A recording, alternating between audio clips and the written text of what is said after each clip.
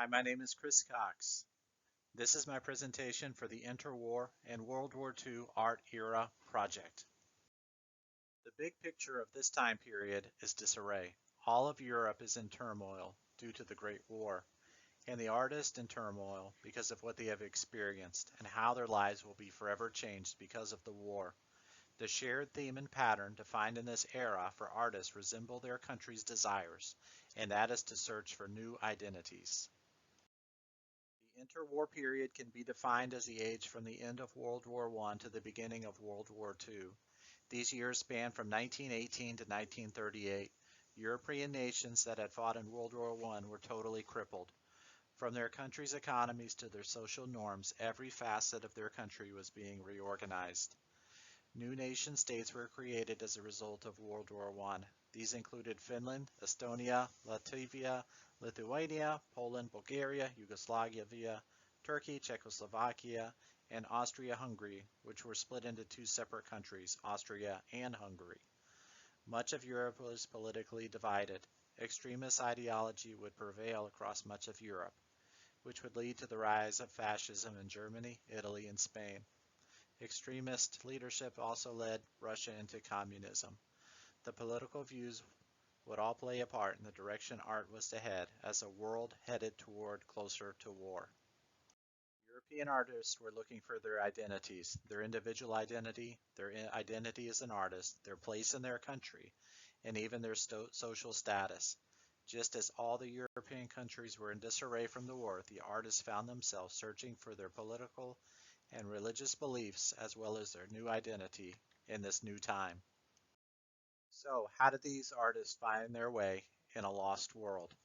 An example is French artist Fernand Leger, who specialized in Cubist paintings before the Great War. He used bright colors and geometric shapes to create cities, people, and objects. After the Great War, he thought it would be more appropriate to revert back to classical style, including a more traditional subjects. The big picture of change and searching for one's identity is found here as he rediscovers people. The shift in his style is believed to be directly related to his experiences in the war. His new style of painting can be referred to as return to order. He, along with other artists, believed that a return to classical style paintings would help them find their individualism or identity after the war. The war had killed their spirits, and they felt that the avant-garde was no longer appropriate. It would leave them in disarray or disorder, just as the war did. Another example of an artist trying to find his way after the Great War is André Masson. Masson was a soldier in the war. In fact, he was severely injured in the war and spent many months in the hospital. He also felt the avant-garde practices that had challenged the traditional practices of art were out of touch during this time. Masson believed in a need to turn away from abstraction works which were too removed for the political and social truths of the time. Masson practiced surrealism, specifically automatism. Automatism is defined as assessing material from the unconscious mind as part of the creative process. Only after a significant amount of lines drawn would Masson allow himself to develop images. In Masson's Battle of the Fishes, Masson's intent is to represent the situation the Great War left in Europe. The fish act as people, stranded. One appears to be upside down, dead, floating. The red colors help create a depressed mood and reminders of the blood lost in the war. The picture looks like it could be a map of a chaotic and destroyed continent. With such a vacuum occurring in Europe, the United States began to produce well-respected art.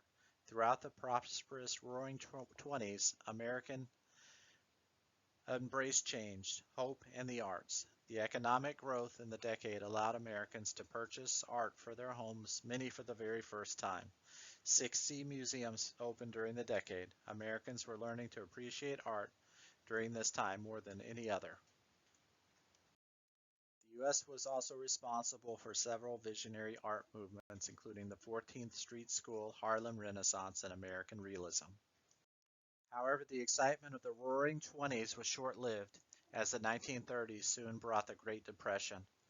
As the economy and spirits of the country fell during the Great Depression, the art movement in the U.S. continued to expand as many artists from Europe left their home countries as they escaped fascism and communism.